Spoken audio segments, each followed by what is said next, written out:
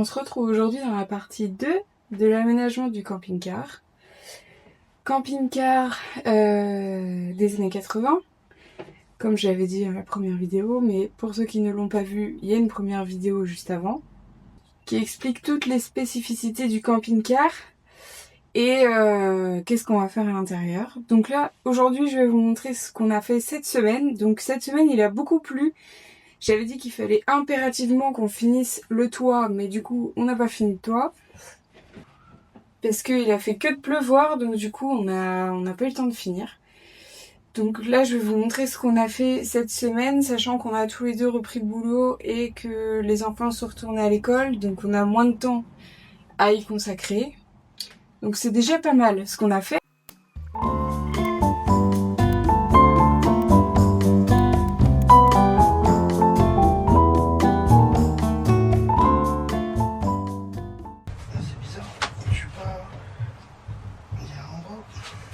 Force, de toute façon, on va forcer pour le sortir. Et là-bas, c'est nickel.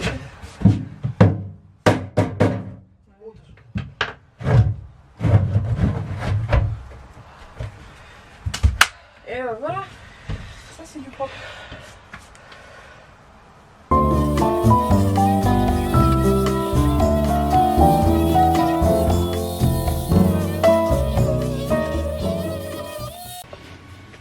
C'est pas grave, ça, ma chérie.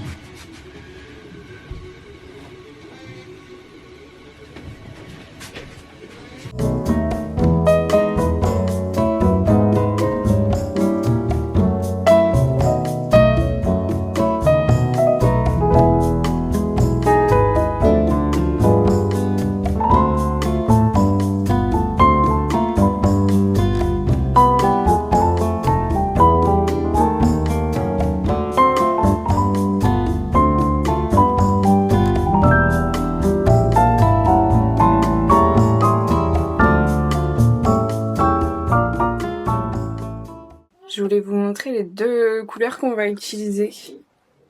Voilà. On va prendre la velours noix de muscade pour faire les placards hauts, bas, les portes et les moulures, voilà. Et la café latte, le velours pour le reste. Voilà. Je trouve que c'est lumineux, ça fait assez joli et bien moins sombre qu'avant. Voilà, voilà. Bah, je vous laisse imaginer, hein, en regardant la couleur des meubles. Je vous laisse imaginer comment c'était sombre. Voilà, voilà.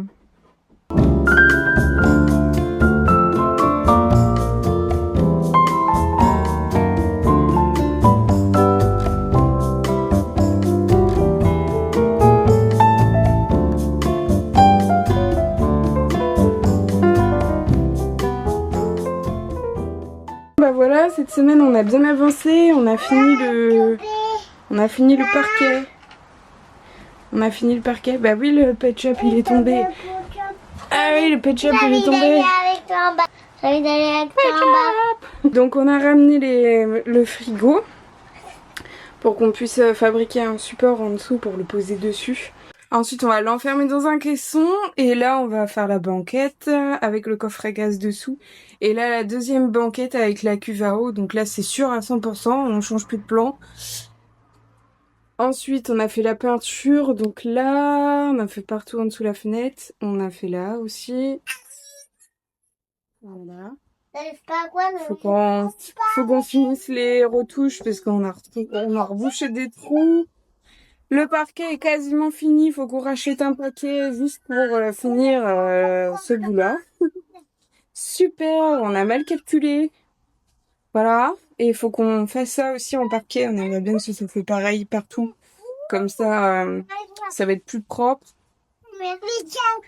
Vu que celui-là, il sera visible, ce bas de caisse-là, il sera visible, enfin, ce passage de roue là, il sera visible. Donc on va essayer de faire un truc propre comme le parquet.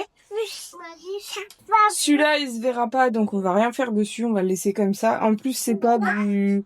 C'est une espèce de tôle, celui-là. C'est de la tôle. Et celui-là, c'est de la mousse, c'est du polystyrène. Tu veux descendre?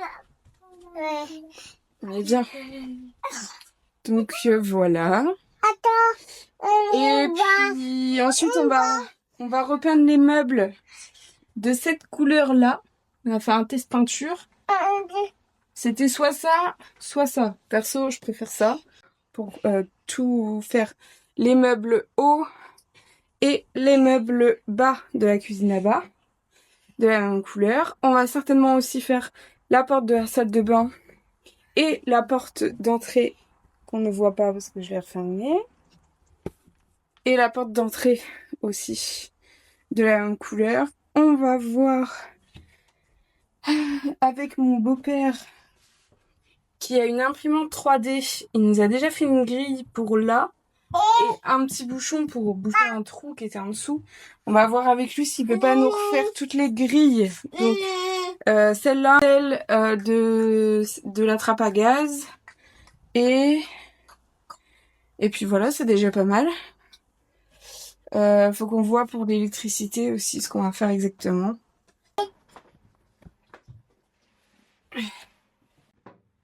On a 4 trucs qui passent pas au contrôle technique. On a le pare-choc arrière qu'on va refaire nous-mêmes parce que c'est un pare-choc fibré en fibre de verre, donc on a ce qu'il faut déjà, on va le refaire. 2 trucs qu'on va faire par un carrossier. Un truc qu'on va faire par un carrossier, c'est le bas de caisse côté conducteur où il y a de la rouille perforante et c'est plus du tout solide. On passe la main à travers, donc voilà. On va le faire refaire. Et puis il y a une conduite de frein. Donc on a une conduite de frein à faire changer aussi. Je ne sais plus. L'orientation des feux qu'on va faire aussi par un mécano. Et puis voilà, je crois que j'ai tout dit. Ouais, c'est ça, j'ai tout dit. Donc voilà, on a 2 mois pour faire les réparations pour qu'ils repassent au contrôle technique. Après, on est tranquille. On est tranquille pendant 5 ans à peu près. Et puis, faudra quand même qu'on fasse des réparations de base, dont je vous parlais la semaine dernière, c'est-à-dire courroie, distribution, etc. Vidange, changer les filtres et tout. Et puis voilà. Bah, on se retrouve la semaine prochaine, du coup. On n'a rien fait à l'extérieur parce qu'il pleuvait. Donc voilà. On n'a rien pu faire sur le toit. On n'a rien pu faire en dessous. On a commencé à gratter, mais voilà, c'est pas suffisant. Faut qu'on attende qu'il fasse beau pour appliquer le Rustol. Et puis après voilà, on pourra continuer tranquillement, un peu de tout partout. On essaie de tout faire en même temps. Et puis voilà. Ça avance bien, on y croit. Et on continue, on lâche rien. Et puis voilà. On se retrouve la semaine prochaine. Et bonne semaine à vous. Prenez soin de vous. Salut!